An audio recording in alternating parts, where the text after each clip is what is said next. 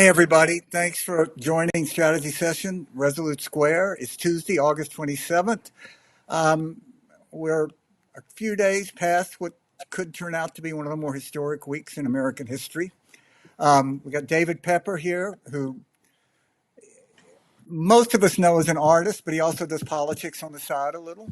Former chairman of the Democratic Party in Ohio, and the master of the whiteboard.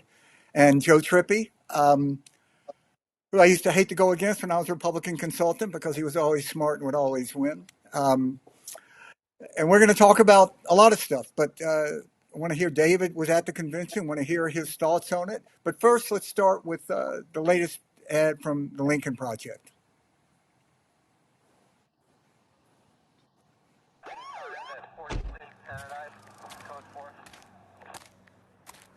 Driver's license, registration. Here you go, sir. How's your day going? That's your daughter? Sure is. Abigail, right? How do you know her Were name? you about 8 weeks pregnant? So you've been spotting recently. You've had any cramps or nausea? That's personal. You've been taking your prenatal vitamins? Excuse me? Are you ticketing me for something? Where are you heading, Abigail? To go see my older sister, Natalie. Well, that's strange. 'Cause it says here that Natalie's at a concert in Dallas. And your navigation is set to a women's health clinic in one of those abortion states. We have the right to travel. Not anymore. Step out of the car. Please, officer. Both of you out now.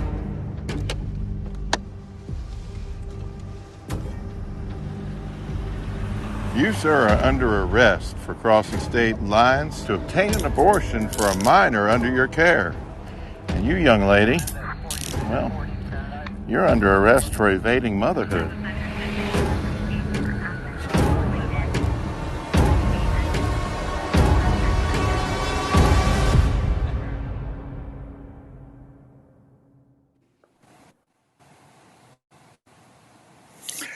You know, I'd like to say that this is a fantasy of what could happen in the future, but it's actually happening right now. It has happened. This has happened in the story. I'm sure David knows a lot more about it than I do, of the poor young girl from Ohio who had to cross state lines, went to Indiana, was pursued for criminal violations. They went after the doctor.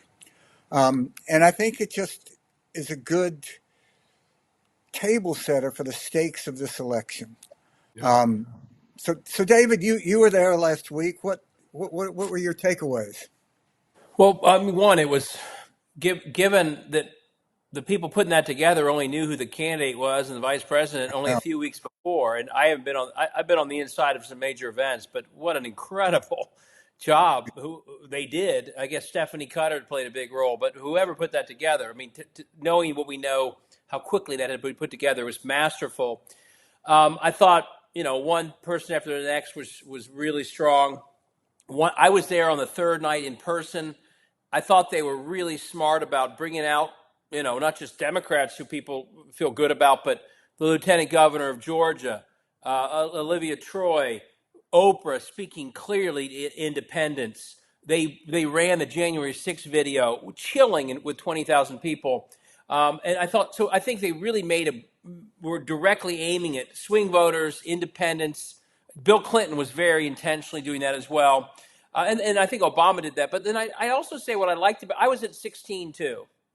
And you left 16, yeah, Adam Kinzinger, yes, absolutely. The guy knocked it out of the park. I mean, it was really smart. And when you add it up, that's a lot of people from different parties coming to another party's convention. I mean, that doesn't happen very often. But the other thing I really liked about it is I was at 16 and I just look back and a lot of us there are sort of haunted that we left Philadelphia like, we got this. And what I liked about this convention, almost to every major speaker, was there was excitement, but caution. Michelle Obama, keep working. Tim Walz, we're down 3 points, not up 3 points. Everyone was, I think, sober that, yes, this is exciting. Joy is great. But there was, I think, a responsible tone of, but take nothing for granted. It's a tie ball game. and we're going to have to fight for this thing. So I thought there was a measured sense of it in the middle of very great speeches. Hmm. There was also a caution. We're not making the same mistake we made before, where we kind of left thinking we got this in the bag. It turns out we didn't. So I liked that balance. I thought it was really helpful to get people fired up to work for the last 70 days. Yeah, I think one of the interesting things about both these conventions is people left both those conventions pretty much thinking they were going to win. Republicans definitely thought that they were headed for a landslide, which I don't think they would have, but that's a mute point at this point. Joe, you have talked a lot about the need for Democrats to recapture the flag and recapture or to capture patriotism and to make it a democratic value, not something that Republicans. And, as a former Republican, we dined out on that stuff. I think we got a lot more credit for it than we deserved. But this must have been gratifying on some level for you to see it happen. Yeah, I definitely think both the night that David's talking about and the last night, particularly from Panetta on, were just really critical. And even the way Kamala Harris talked about a lethal fighting force and just really exhibiting strength and patriotism and support for the military, our veterans, particularly in contrast with Donald Trump and the fools and losers thing that he always does. I just think was very important for us to project because it's true. And I also think that Kinzinger and the Republicans, I mean, I've talked about this, that we often talk about how diverse the Democratic Party is and how hard it is to keep that kind of diverse coalition together. And here we've grown even more diverse. We have Republicans with us, like Kinzinger and Duncan and so many others, Olivia Troy, et cetera. So I just think that it's hard. Again, I agree with David. The most important thing about that convention was coming out of it, yes, on a lot of confidence moving forward, but also, yeah, we're behind. We got to keep doing the work. They'll keep doing the crazy. But if we keep doing the work and all of it, we win this thing. And that's what I think that convention kind of demonstrated. And the contrast All right. couldn't be greater. David has if we could put it up, a great painting that sort of captures this sense of how different the Democratic Party is from my old party. I mean, it's pretty powerful. Yeah, I was so Kevin Necessary works with me as part of my Substack, does cartoons. He used to be in the Inquirer, and he always sends me a couple options. And I said, and there's the good news is there's so much you can do to make JD Vance look terrible, and he gave me some options there. And I thought after that convention, I want all positive and all inspiration. I think that his cartoon really nailed the historic moment, just like that New York Times cover with the young girl also looking up at Kamala Harris. I just think it's easy to forget how historic this is, what we're seeing play out. So, David, let me ask you something that fascinates me. A few months ago, the conventional wisdom, for the most part, was that one of the negatives of Joe Biden was fear that he wouldn't make it through 4 years and we would end up with Vice President Harris as president. And that was pretty much accepted as a negative. Yeah. And how did everybody get it so wrong? I mean, I've been thinking about this a lot. I think this really does challenge the pundit class and the media to all of us. By the way, I've always Kamala Harris was in Ohio a ton in 18, and 20. I was never anything but impressed. But we all heard this chatter, and it was accepted, like you said, as conventional wisdom, with almost anyone not saying, "Well, wait a second, why are we saying this?" And knock on wood, there's 70 days to go. She could lose. We don't know, but like, if she goes on to win, like anyone who is like internally bad mouthing her, saying she can't do it, everyone's got to really check their own, analytics and maybe ego at the door and think it was completely wrong. And to the extent that was sort of being chatted about in the in Democratic circles, especially because that, as you're saying, that was a dominant theme. yeah. It was one of the dominant themes that made people think, well, no one should run over the last year. And all of a sudden, we're seeing poll numbers up. North Carolina tied, and a lot of people got this way wrong. And it was so accepted that I do think it kind of calls for, okay, everybody, what in the world was everyone thinking? And some assumptions. It reminds me a little bit of Obama in '08, right? Oh, he can't win his name. He can't. Like, Right. same thing.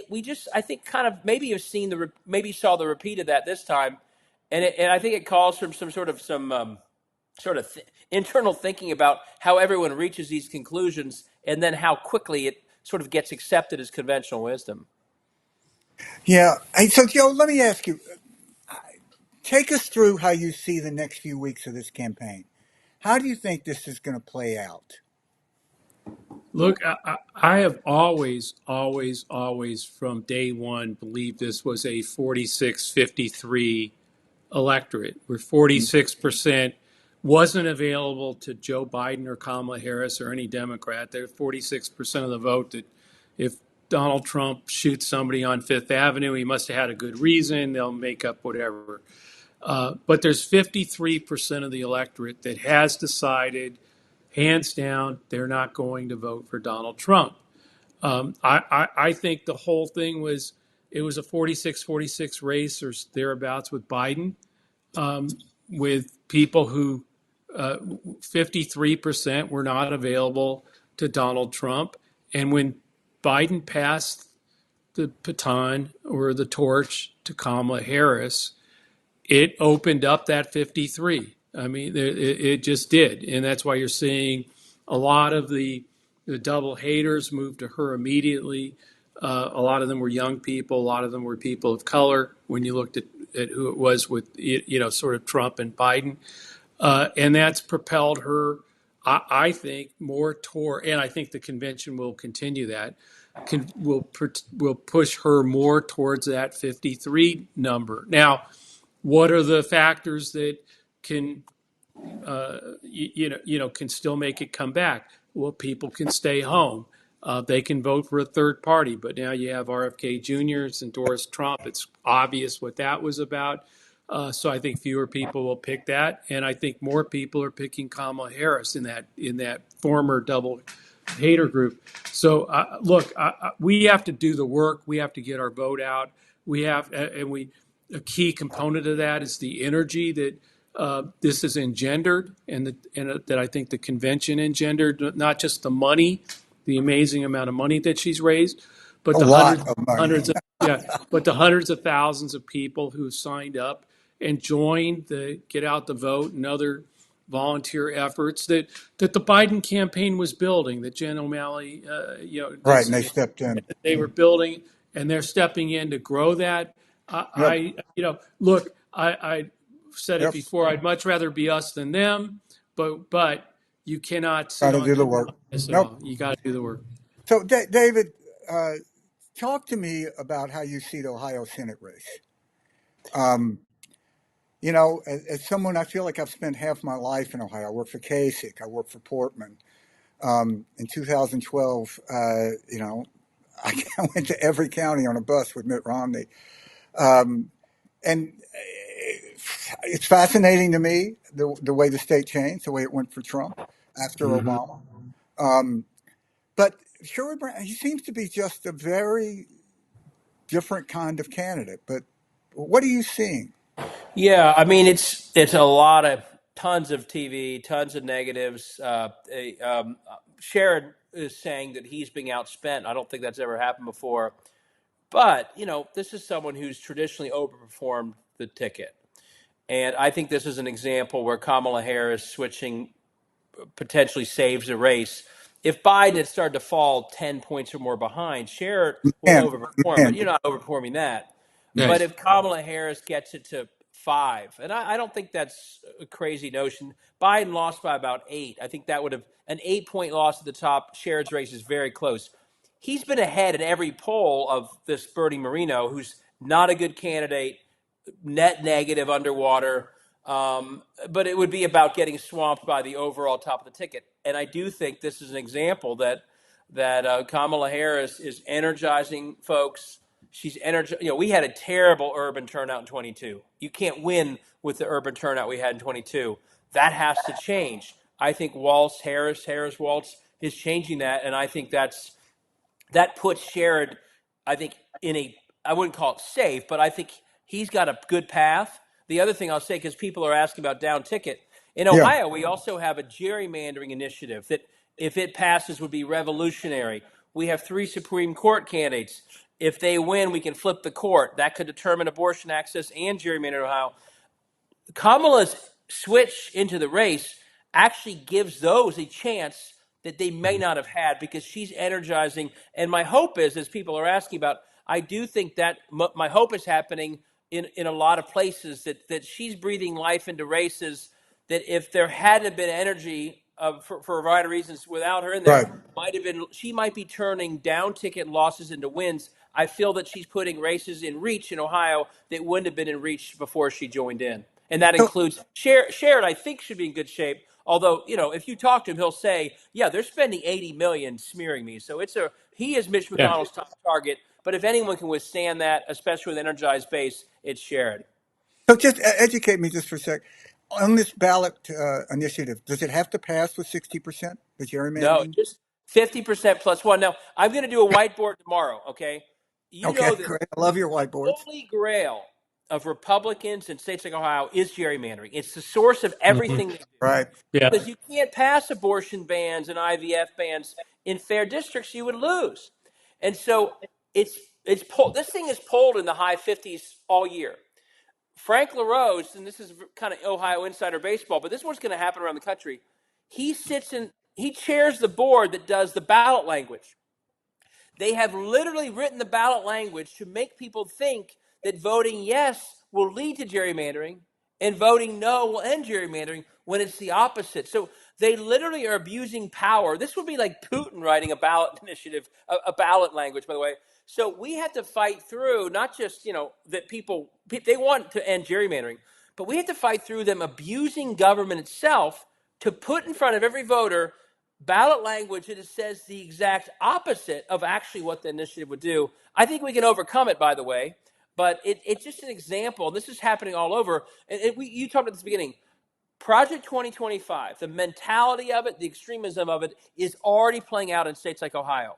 If you have any doubt that they'll do it if given the chance, look at states like Ohio, because they are doing it when given the chance. And the kind of lawlessness and abuse of power to literally put language on a ballot that's the opposite of what the ballot initiative Yeah. actually says is just an example of how broken government is when the far right gets their hands all around it. So just Yeah. just That's a Joe, typical. let me just ask one thing for you. So the right to vote against gerrymandering is to vote yes. Yes, that would fire the politicians from the process Okay. and I put the just want to make citizens, sure everybody's but clear on they literally have in the ballot that issue 1 would lead to gerrymandering in the state. That's in the ballot language. It's it. Yeah. it's unbelievable what they're doing. Well, We hope the court stops it, but Yeah. we got to see through it.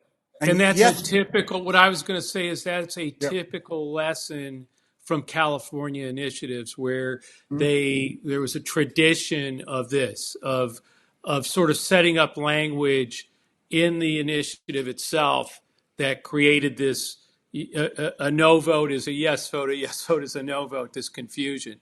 So one more time, David, how should people vote on this?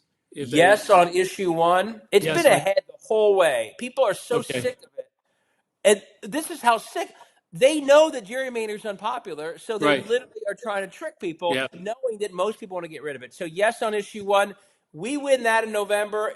Ohio has a very different direction going forward. good. Yeah. In my experience, Joe, I don't know what you're. I've always found it a little bit more difficult to get people to vote yes than no, because if there's something there you don't understand, your instinct is I'll just vote no. This is sort Yeah, of a no, the double advantage hurdle. is always on the no side. It Yeah. always is. Absolutely. It's always, yeah, that's Yeah. been true. Yeah. Uh, so, David, let me ask you. Explain to us as easily as you can. How is it that Ohio went from I Romney, we lost it. We thought we were in it. Retrospect, I'm not sure we ever were in it. To what did Trump win in 16? 8. Yeah. 5, 8. 8. He won 8 other times. What happened? I mean, so much. Some of the old Democratic areas that when you were helping Romney, you would have thought you couldn't win in, like Trump. They've been really hurt by NAFTA. They've been hurt by Right. trade. When Trump talked about that stuff, I had Democratic chairs from like the northeast Youngstown, Mahoning area say he kind of sounds like a Democrat up here. Yeah.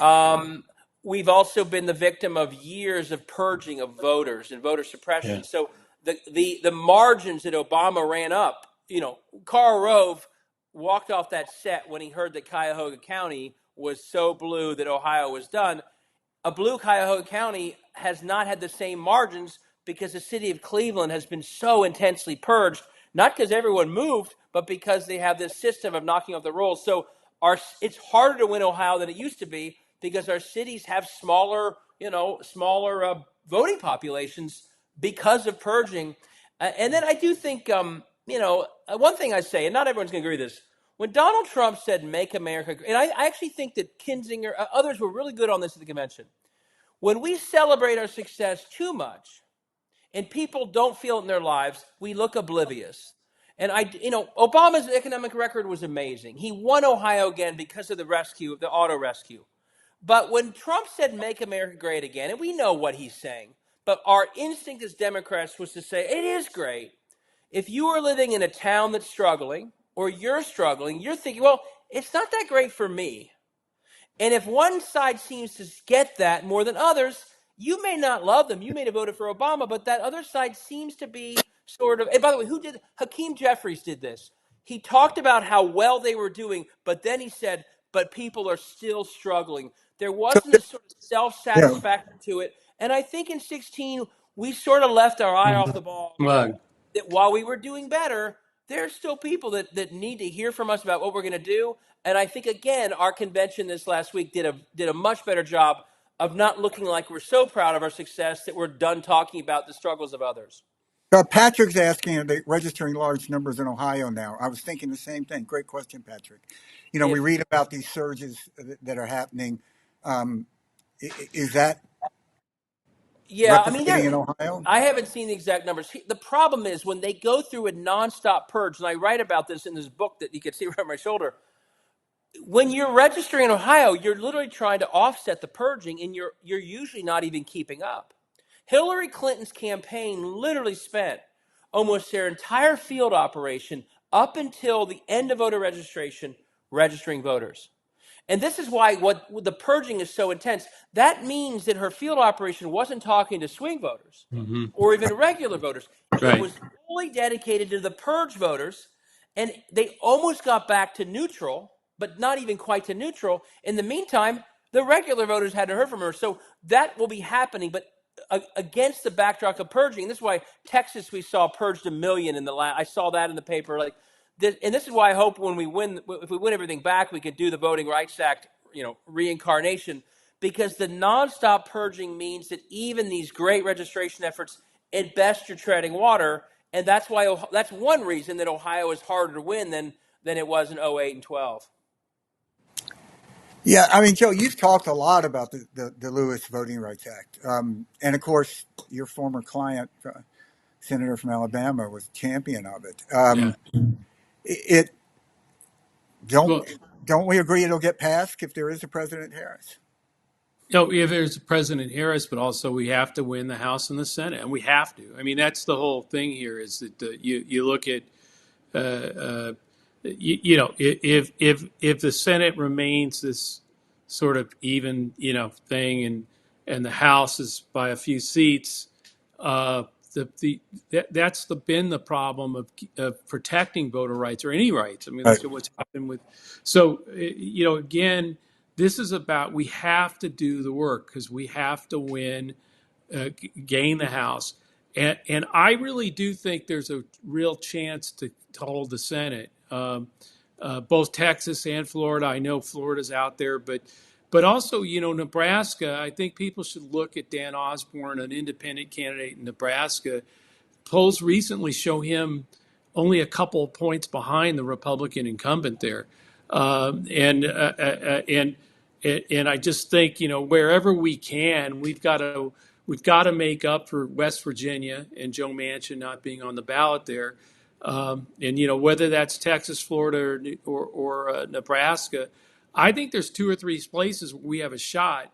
And we have to stay focused on it, because it's going to take holding it all or winning it all, I think, to be able to make those kinds of changes, to Right. be able to Yeah. do what David said, Yeah. and get the Voting Rights Act and enforce it, Yep. Yep. and a whole bunch of other things that we need to do. So, guys, we're moving into this pre-debate world. So I got to ask you, David. You're in charge of debate prep for Harris. What are you telling her? I mean, the one thing I tell her is you do. I worry that people who are, and you guys have been in these rooms more than I ever have, that the biggest mistakes are made when you don't do the actual drill.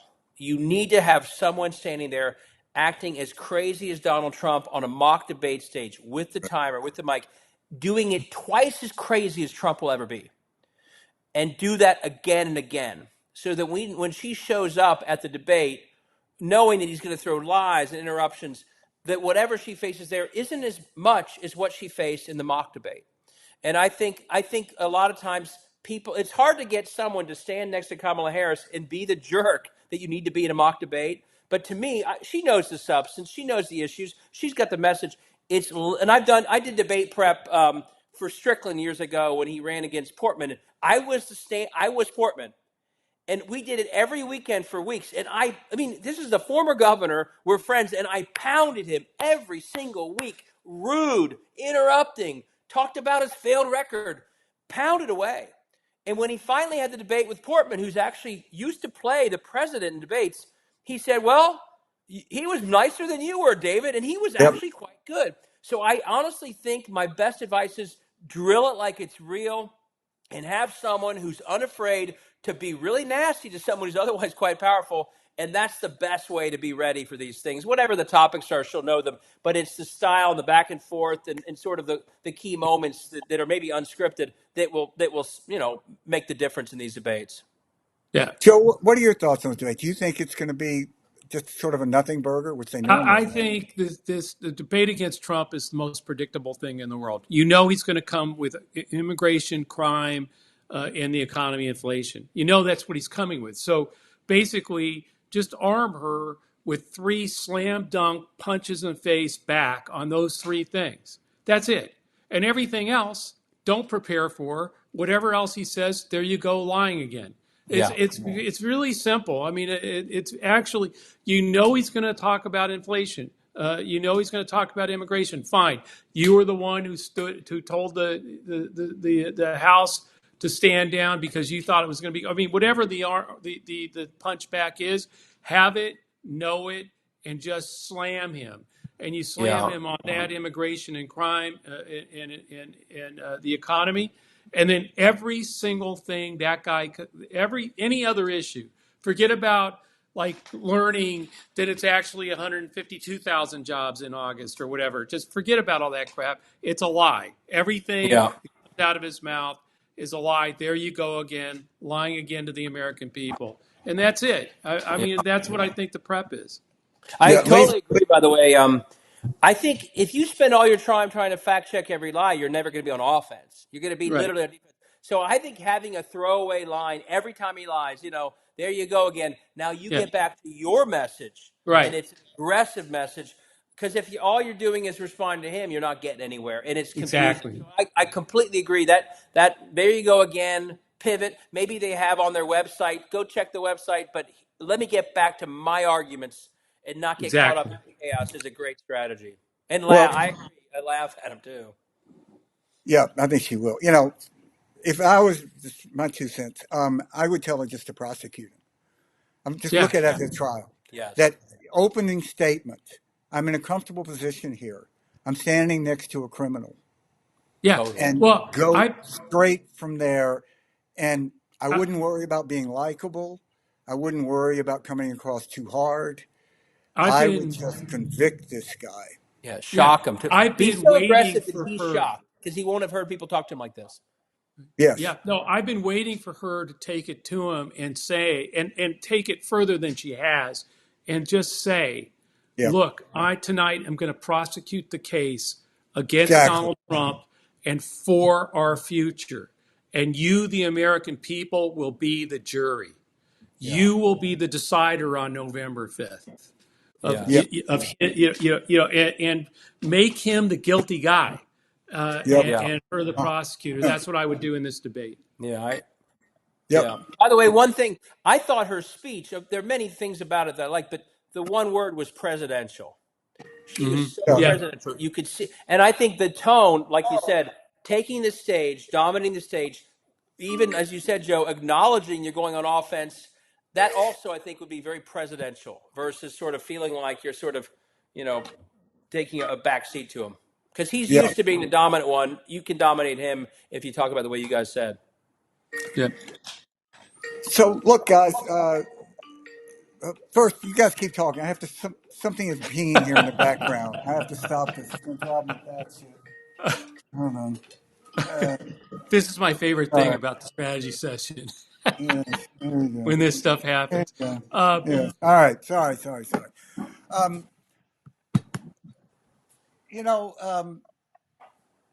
I personally, I'm in the Joe Trippi camp that this election is going to be close until it's not close.